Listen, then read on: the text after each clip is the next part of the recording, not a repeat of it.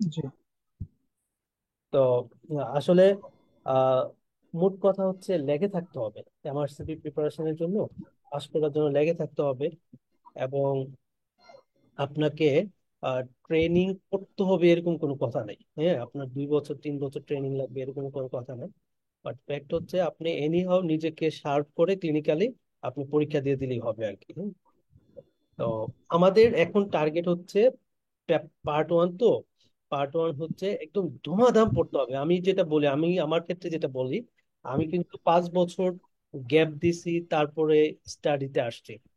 এর পিছনে কারণ হচ্ছে আমি এমবিবিএস পাশ করার পরে আমার মেডিকেল সেক্টরের প্রতি একটু অনীহা চলে আসছে।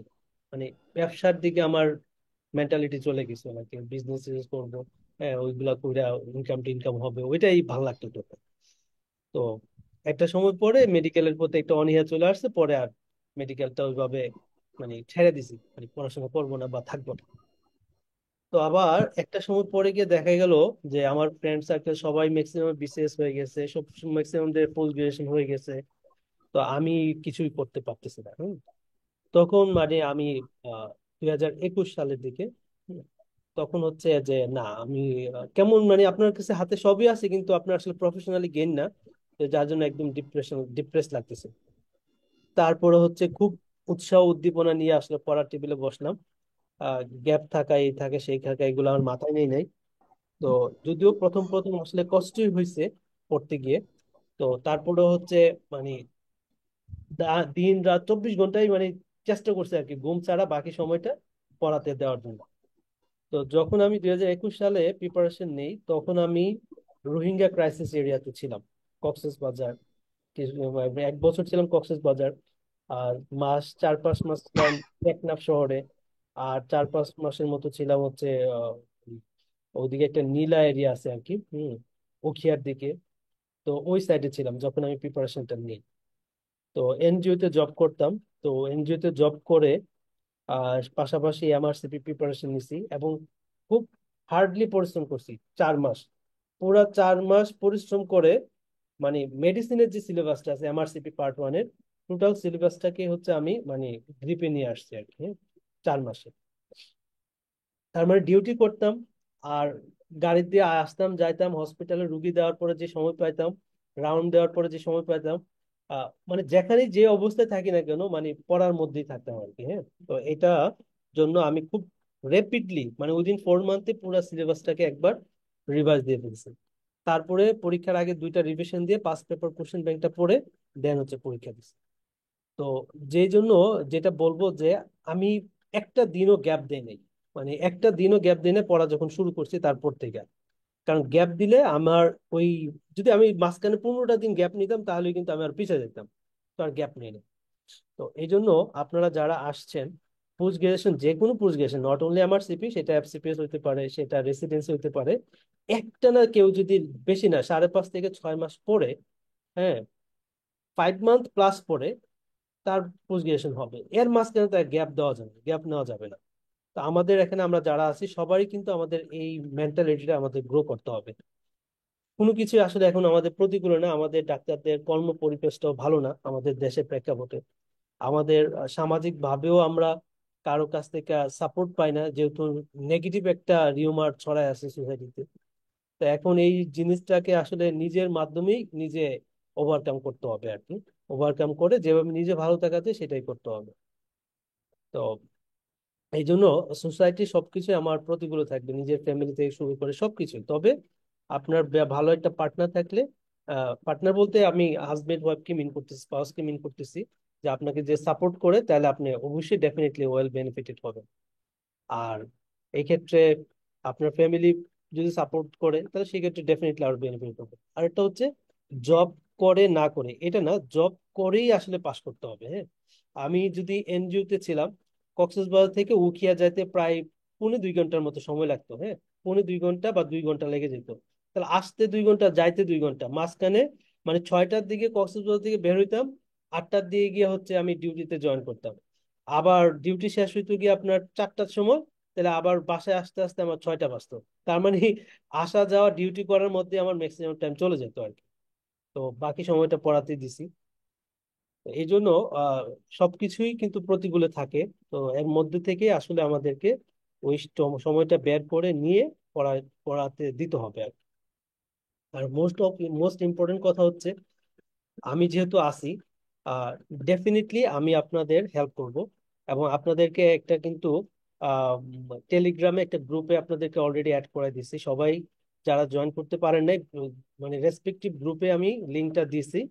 আপনাদের যে কোনো জিনিস যেটা আপনি পারবেন না, কোনো কোশ্চেন নিয়ে যদি কনফিউশন হয়, তাহলে ওই গ্রুপটাতে শেয়ার করবেন। যদি অনেক সময় দেখা যায় যেতে পারে যে কোনো একটা ইনফরমেশন এটা হয়তো আমার জানা নেই, বা অন্য একটা ভাইয়া আপু বা জানে, তাহলে সেই ভাইয়া আপু বলে দিল। বা অনেক সময় আমি যদি কোনো কাজে ব্যস্ত হয়ে থাকি, তাহলে অন্য একজন আনসারটা বলে বলে দিল। অর্থাৎ ওই গ্রুপটা হচ্ছে আমরা সবাই মিলে সবার প্রবলেম সলভ করবো আর কি। কারো যদি কোনো প্রবলেম ফেস করে, তাহলে ওই গ্রুপটাতে আপনি শেয়ার করলেন যে এটা আনসারটা এরকম হলে কেন, বা এই ইনফরমেশনটা আমার কাছে একটু মানে কারেক্ট মনে হচ্ছে না। অর্থাৎ সোজা কথা, আমাদের ডিসকাশনের জন্য ওই গ্রুপটাকে আপনারা আপনাদের নিজেদের মতো করে ইউজ করবেন আর কি। ঠিক আছে? ওইখানে আমি আছি, সবাই আছি, কোনো প্রবলেম পড়লে আমরা সবাই মিলে আসলে ওইটা প্রবলেমটা সলভ করবো। আর এখানে জাস্ট হচ্ছে এমআরসিপি প্রিপারেশনের ডিজিজ কোরিলেশনটা খুব ইম্পর্টেন্ট। শুধু যে আমরা মানে এমআরসিপি মেইন ফোকাস করে হচ্ছে ডায়াগনোসিস, ট্রিটমেন্ট, ইনভেস্টিগেশন, এবং মেইন কিছু কমপ্লিকেশন থাকলে সেই কমপ্লিকেশন। ওরা কিন্তু খুব বেসিক জিনিস নিয়ে খুব একটা গাটাগাটি করে না আর কি। হ্যাঁ, খুব একটা বেশি গাটাগাটি করে না। এই জন্য একদম ক্লিনিক্যালি আপনাকে ফাইন টিউন করতে হবে আর কি, যেন আপনি ওই তাদের এনভায়রনমেন্টে আপনি যেন ইউজ টু হয়ে যেতে পারেন। আর NICE guideline, SIGN guideline, BTS guideline, এই গাইডলাইন সেই গাইডলাইন, সব গাইডলাইনই আসলে সেইখান থেকে যতটুকু দরকার ওইটুকুই আমরা হচ্ছে পড়বো। বেশি বাস্ট করা যাবে না। মানে পড়লে তো পড়ার শেষ নাই, আমরা বেশি বাস্ট করবো না, ওইটুকুই আমরা হচ্ছে মানে ইনফরমেশন নিব, যেন আমাদের বেশি ইনফরমেশন না নিতে হয় আর কি। হ্যাঁ, তাহলে আমরা ইজিলি এই জিনিসগুলো ওভারকাম করতে পারবো। আর যেটা বলছি স্টাডি ম্যাটেরিয়াল, আপনি যে যত তো জায়গা থেকে ইনফরমেশন গ্যাদার করুন না কেন, সব ইনফরমেশন একটাতে নিয়ে আসবেন, যেন পরীক্ষার আগে আপনার এটাই আপনার মেইন বই হয়ে যায়, এবং এটা দিয়ে আপনি যেন রিভিশনটা দিতে পারেন আর কি। এটা হচ্ছে ভালো হবে। আর এগুলো হচ্ছে আপনার pass test, pass medicine, pass papers, এগুলো অবশ্যই পড়তে হবে। হ্যাঁ? আর যা যা যেভাবে বলছি এভাবে যদি আগাই, ইনশাল্লাহ আমরা অবশ্যই আমরা ভালো কিছু করতে পারবো। আমি এই সময়টা বলবো, যারা আমার সাথে লেগে আছেন, প্লিজ অন্য একজন কি বলল, অন্য একজন কি পরামর্শ দিবে, এটার কোনো দরকার নেই। কারণ আল্লাহর রহমতে আমার এখানে যারা, আমি যখন থেকে কোচিং করাই, প্রতিটা ডাইটেই মানে 30 জন, 32 জন, 35 জন এরকম করে পাশ করছে। হ্যাঁ, বাংলাদেশে কোনো, বাংলাদেশ নয় সারা ওয়ার্ল্ডের কোনো একাডেমি থেকে এত ক্যান্ডিডেট কিন্তু পাশ করে না একদম সলিডলি। আমি এরকম না যে জাস্ট হচ্ছে এক্সাম বেস পড়াই বা দুইটা মডেল টেস্ট পড়াই বা র্যাপিড রিভিশন দেয়, এরকম না। আমার প্রতিটা ব্যাচই আমার কিন্তু একদম মৌলিক ফান্ডামেন্টাল থিওরি বই, পাস টেস্ট, পাস মিনিটস, অনেক বড় বড় বই। হ্যাঁ, পাস পেপার অনেক বড় বড় বই। তার মানে প্রতিটা জিনিস যেহেতু আমি ডিল করব আপনার সাথে, চেষ্টা করবেন এনি হাউ, মানে আপনি ওই সময়ে ওই কাজটুকু শেষ করে ফেলতে।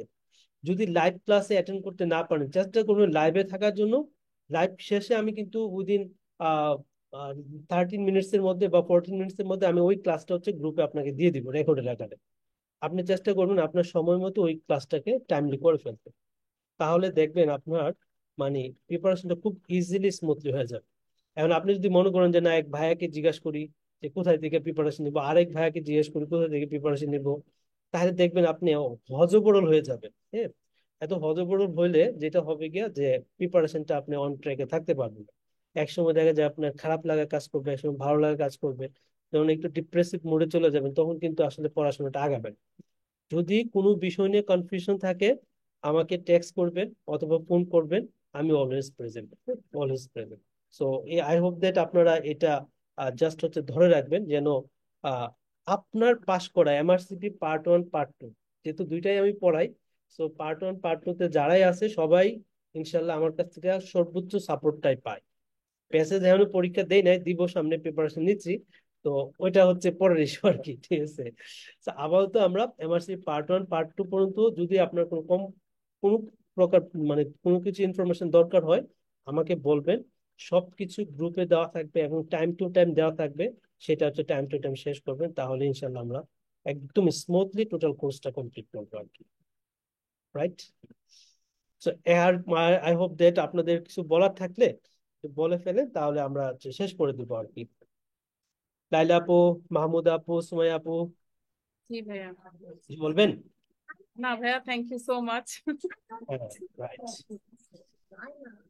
সো আমি আপনার এই আমাদের ক্লাস যেটা আছে এটা রেকর্ডেড আকারে আমি হচ্ছে গ্রুপে দিয়ে দিব, যেটা ওই ফরম্যাটটা প্রথম যে ভিডিওটা ছিল এর মধ্যে যদি আপনার কোনো কিছু ইনফরমেশন দেখতে হয় বা আবার একটু টোটাল সেশনটা শুনলে যদি আপনার ইনফরমেশনটা আবার একটু দরকার, তাহলে ওইভাবে একটু শুনে নেবেন। তাহলে হচ্ছে আপনার আসলে কি অনেক কিছুই তো লাগে, মানুষকে জিজ্ঞাসা করা লাগবে না, ওইখান থেকে ওই ভিডিওটা থেকে আপনি হচ্ছে সবকিছু পেয়ে যাবেন।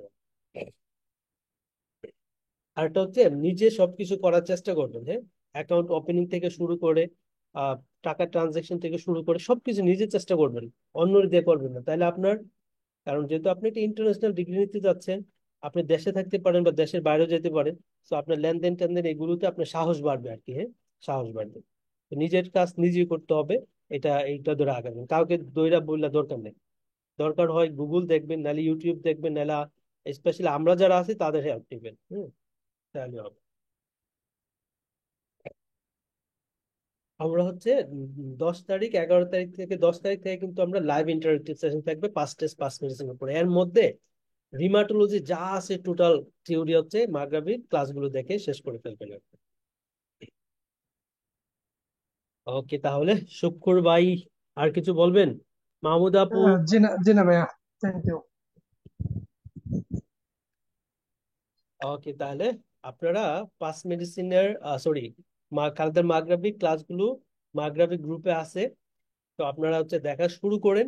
চেষ্টা করুন ধামাধাম দেখে আর 3 দিনে 4 দিনে শেষ করে দিতে আর কি। পরে আবার দেখলেন, নিজের মতো করে আবার পড়লেন, হ্যাঁ রিভিশন দিলেন। 9টা দিন সময় আছে, অনেক সময় কিন্তু। সুন্দর করে ইউটিলাইজ করলে 9 দিন, তারপরে হচ্ছে 3 দিন 11, 3 দিন, 9-এর সাথে 3 মানে হচ্ছে 12 দিন।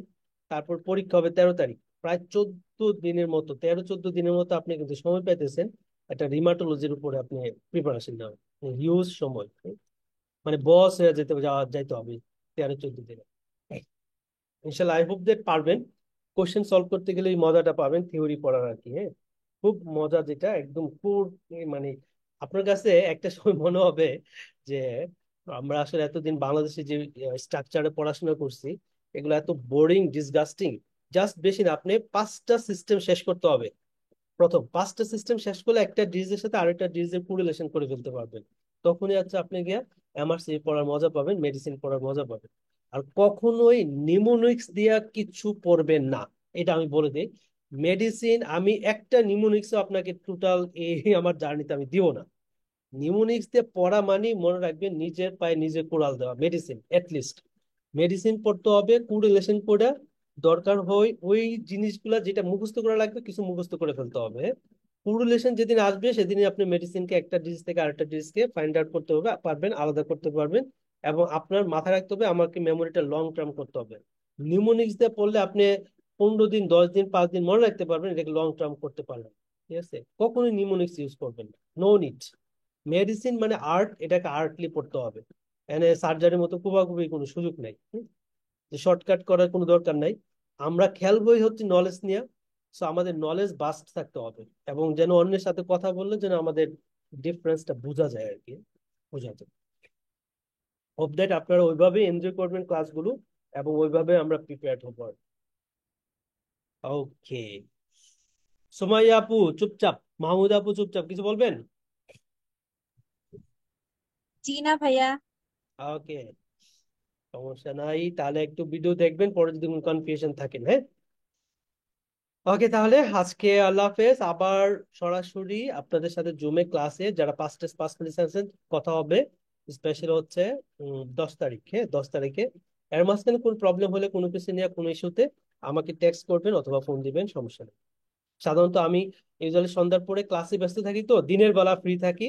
দিনে ধরেন মেনলি 11টা থেকে মোটামুটি আসরের আগ পর্যন্ত ফ্রি থাকি। হ্যাঁ, ফ্রি থাকি, এনি টাইম আমাকে ফোন দিতে পারবেন, কোনো প্রবলেম নাই। হ্যাঁ, ওকে তাহলে আল্লাহ হাফেজ, সবাই ভালো থাকবেন। আল্লাহ হাফেজ। হ্যাঁ, আসসালামু আলাইকুম। আল্লাহ হাফেজ। আল্লাহ হাফেজ। আল্লাহ।